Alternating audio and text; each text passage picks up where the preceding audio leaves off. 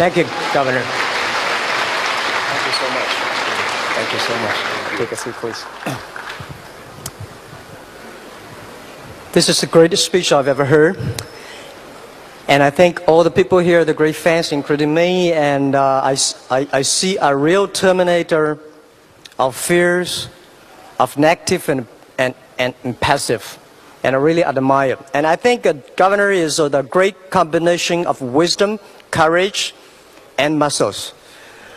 I have a million of the questions. As a fan, I saw all the movies you made, but I always believe custom number one. So I've got 5 million questions from all the people on the internet. But before that, I still want to change my. Is it possible everybody can make the muscles? Because I've been trying for 20 years, I could not make any muscles. So is there any secret ways or anything that can help? Just this is my only small, tiny question.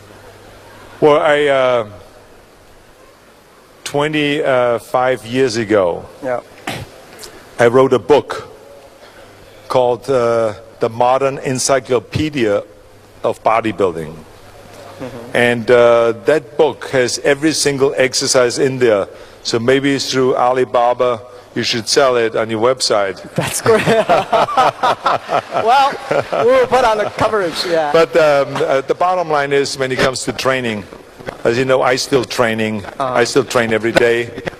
And I think that everyone can get more muscular, everyone can get fitter, everyone can get better physically. It's just a matter of work and how much work you want to put in. I think that if you want to put in a half an hour a day of cardiovascular training your heart muscle and your cardiovascular system, and training with weights to build your muscles, I think that's enough in order to get in better shape. Of course, when I trained for the World Championships, I trained throughout the year for many, many years, 5 hours a day, and lifted 50 tons of weights a day. But that's what was necessary to be a champion.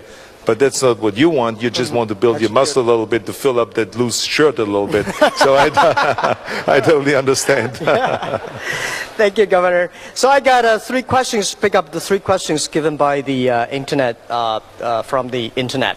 The first, as you know, our audience is made up of many small business people who have also have a dream. From your perspective, what are the keys to success that they should focus on? Well, as I said earlier in my speech, I think one of the most important things is to have vision and to go and have courage, because there's too many people around always that say it can't be done, or it won't happen, or you can't make it. And I've heard that literally my entire life, because I always had crazy ideas. What was crazy not for me but for other people. So when you're like in Austria, like I said, and you say you want to be a world champion in bodybuilding, and I want to get into weightlifting, my parents didn't believe in it. My friends around me thought it was impossible. I should become a soccer champion and so on, or a ski champion. Those are Austrian sports. But they didn't believe it. But I didn't listen to them saying, no, it can happen.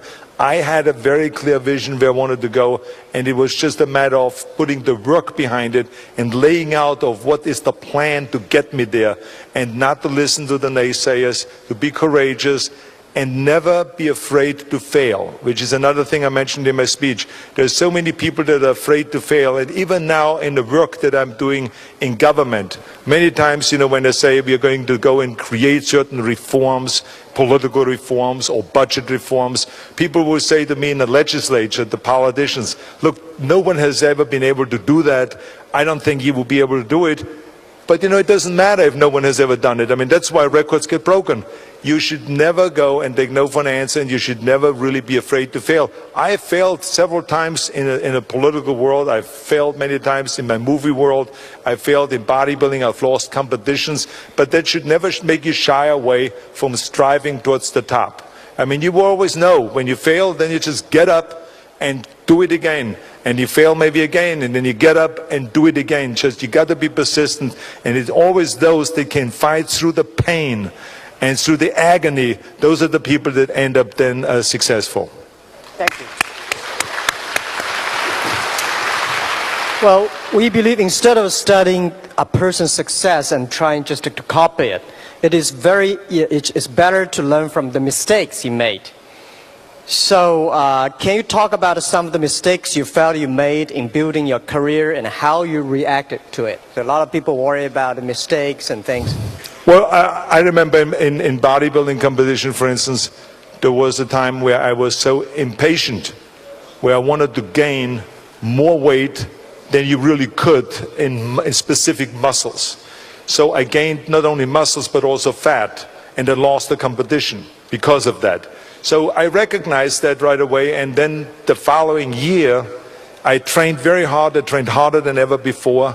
I went on a much more strict diet, learned from this mistake, and then I won and never lost again. So this is, I think we learn, if you're really smart, you learn from the mistakes. That's why I always say there's nothing wrong with failing as long as you learn something from that. I've seen, for instance, in politics, I've sometimes tried to make certain changes, but I was not inclusive enough. I was not skilled enough in the beginning to bring Democrats and Republicans together. And I failed. And I learned from those failures, got advice from experienced people, and then moved forward and was much more successful after that. So I think that those things happen because you cannot start always being perfect and knowing it all. I think that life is a continuous learning process, and I'm still learning. Every day I'm learning on this job as governor of the state, and it's a wonderful experience that the whole state of California, the whole country, the whole world becomes one great classroom where you learn all the time and improve your skills and improve your policies and everything like that. So there's nothing wrong with failing. You have to learn from that. Thank you, Governor. Well, Governor is the unique example that the transfer from an actor to a great politician and political leaders. So I think as an actor, you make decisions for yourselves, but as a political leader, you make tough decisions for the public. So being chief executive means you sometimes have to make tough decisions. Can you give us, the audience, some of the perspective about the toughest decisions that you have ever made in the past 8 years as the government officer?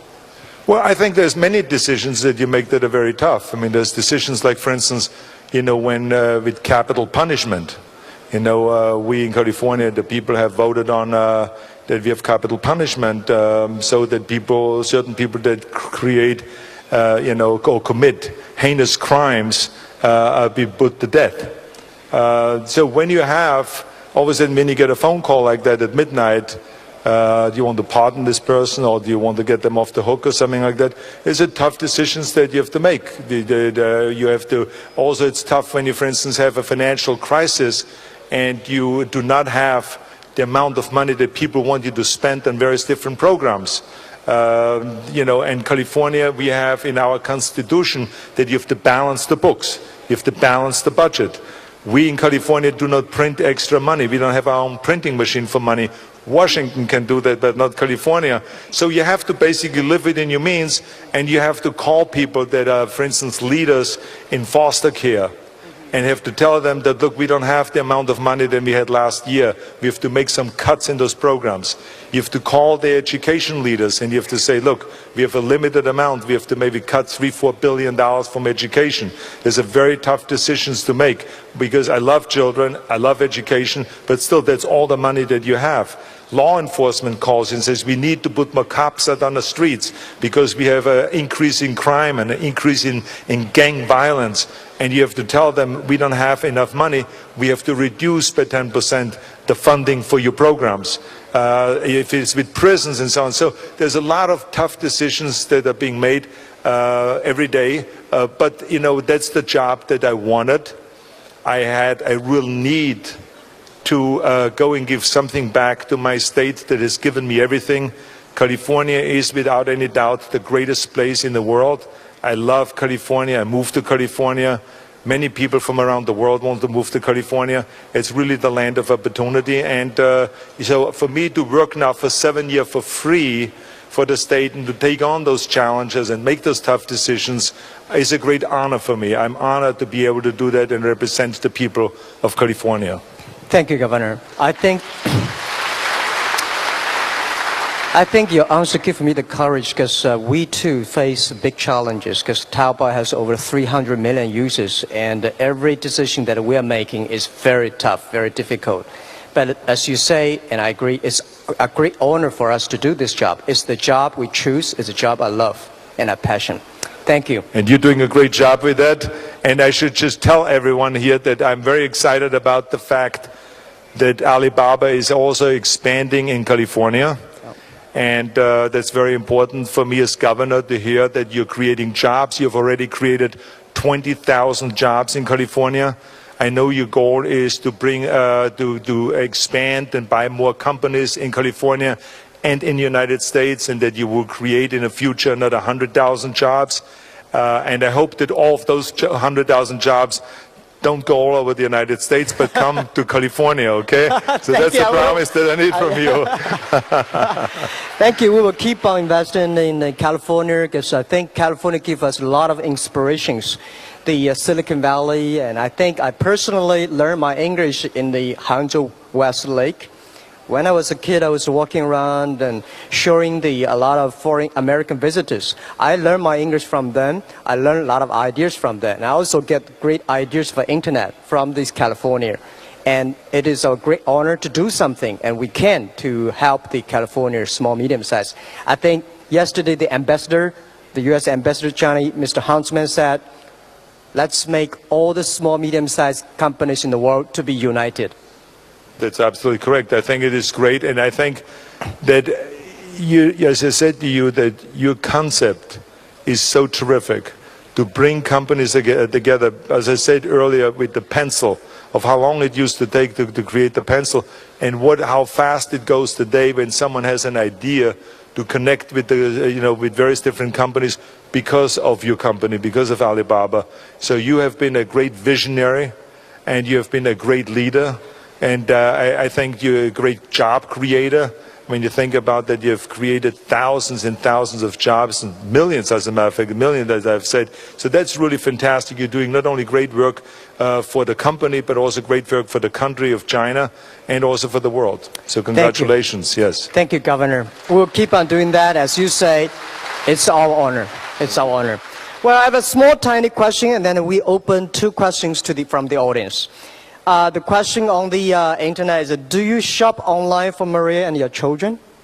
Yes, as a matter of fact, my children are actually much quicker on shopping online. Every night when I come home, they give me a whole list of new printouts from online. Look at these tennis shoes that I just saw that we can buy here. And look at this nice clothes. And Daddy, Mommy's birthday is on November 6th, remember? So here's a lineup of different purses that I saw online and that we can get and so on. So they're very good with that. And so, yes, we shop online and also going to shops. I enjoy still also the traditional way of going out to shops and go shopping. I enjoy that with the whole family, or sometimes with my daughters when we buy girl stuff, or sometimes with my sons when we buy boy stuff. So it's fun to do that. I enjoy that. Thank you. Thank you. Absolutely. Okay, we have got 2 questions from the audience. Anybody would like to have the first questions? 有没有大家问问题? Yeah. Okay, the girl. Hello, I'm Angela from Ningbo. So Jack Ma, nice to meet you. Thank you for a chance and for every year we can see you in Hangzhou. And also the governor, I'm your fans, the very big fans. So I think that today and for all the people, and the most people that coming here is for you. For you? Is it right? Okay. And I go to California for some time because my sister is living in Los Angeles. This is a nice, beautiful place. And also I know you are a very big, famous actor in the world.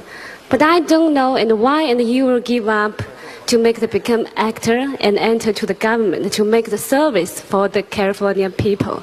I think maybe you are fight in your mind, right? So can you give us a reason and tell us why you do like that?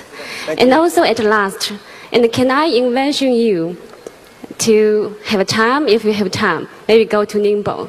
So I think maybe you know Ningbo also is a very nice and a very business city. Thank you for the question. Okay, thank you. Thank you.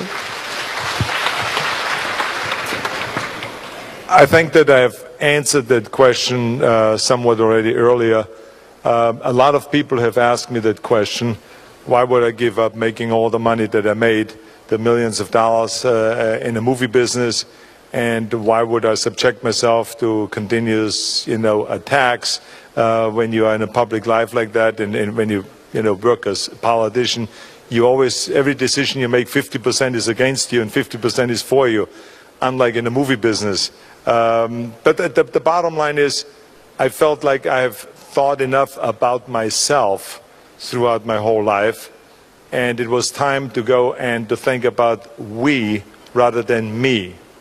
And there is a change, that happens in your mind when you grow up, where you say, okay, what can I do for other people? And that's why I was so much involved as a national coach for Special Olympics and as an international coach in going around the world promoting Special Olympics. But my urge actually increased that I wanted to give something back to my community and to my state. And so I just felt that when that recall election happened in 2003, that I should jump into the race. I felt that I could do a better job representing the people of California than what was done by politicians. And so I was kind of an outsider, and I won. And every single day when I go to work and to think about, the kind of work that I can do for the people of California, it makes me feel good, because like I said, so many people have done things for me to be successful. When you're successful, if it's in the movie business or bodybuilding or in business, it's not because just you're doing. There's many, many people that are helping you. And the California people and the American people have been extraordinary. And so this is why I had this urge of giving something back for a few years. And then maybe when I'm finished, by end of this year I'm finished, I maybe go back to the movie business. I maybe do something entirely different. I don't know exactly what I'm going to do next, but I can tell you it's going to be another fun chapter in my life. And Maybe I've come never to help Alibaba. Exactly, that's right. But I've never regretted a minute of doing this job. It's wonderful to do something where you don't make any money and just think about, like I said, about the people rather than thinking about yourself. Fantastic. Yeah. Great.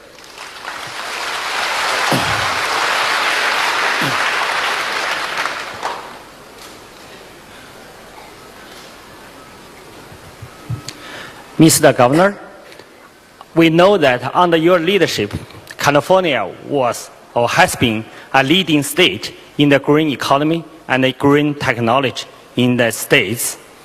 So California has been the leading in the IT and also biotech. From today's situation, what do you think about the competitive advantage for your states? And also, what do you think in this role you can take the advantage to push the world towards what you dreamed? Thank you.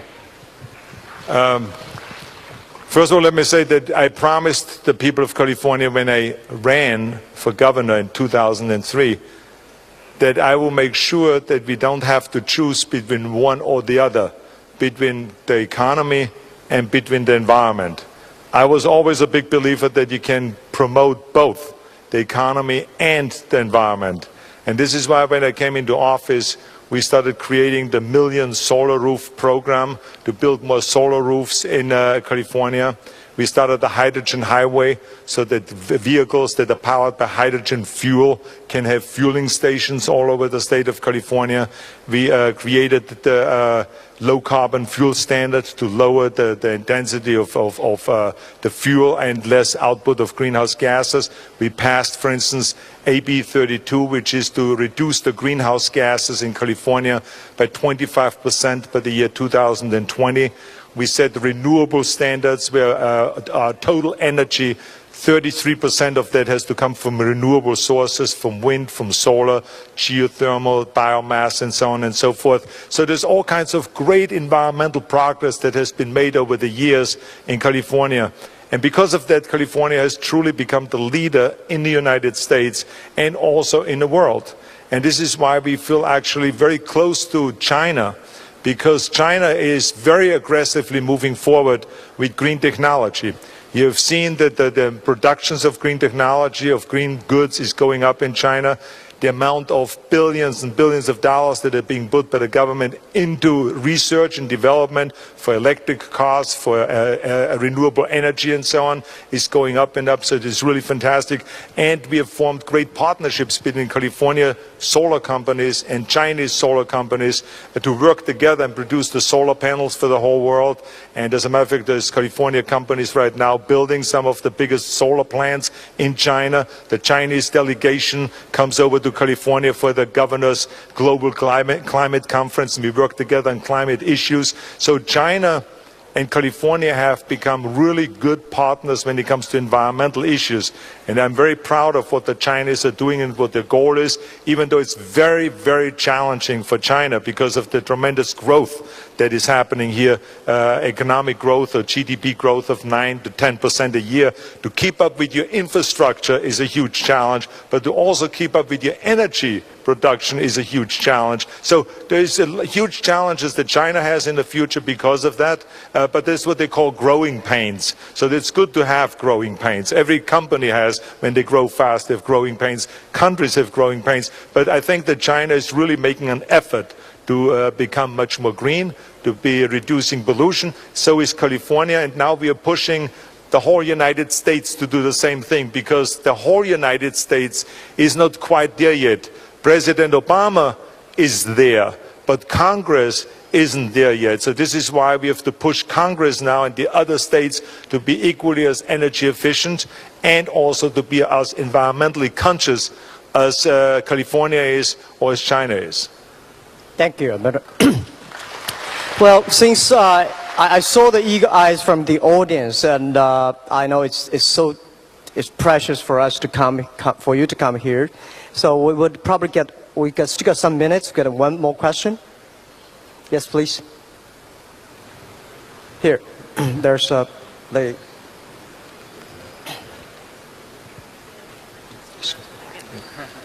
Thank you so much. Thank you, Mr. Ma and Governor Schwarzenegger. Just had a simple question to you, Governor. How do you feel about the rule that you have to be born in the US to be the US president?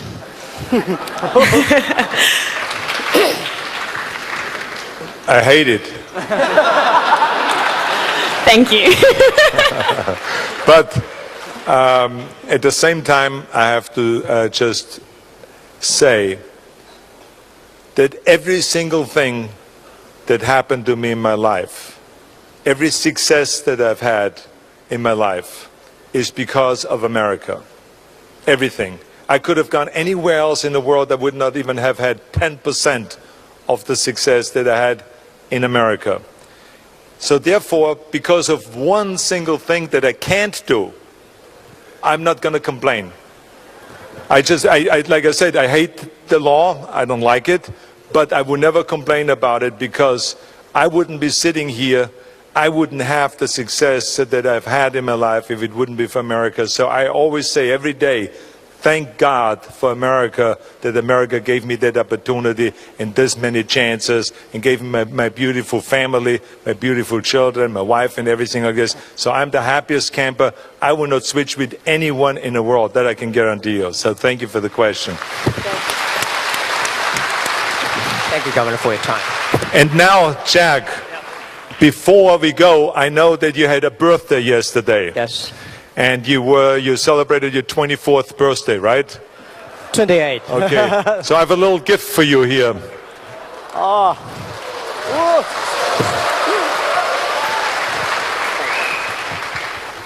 First of all, I want you to put on this. Okay.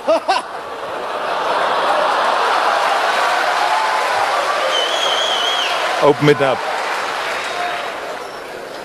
Open it up to the zipper. And now we have another little gift here. You have to excuse me. My friend here is a little slow today. He's a little inexperienced with getting things ready. Now, put this on.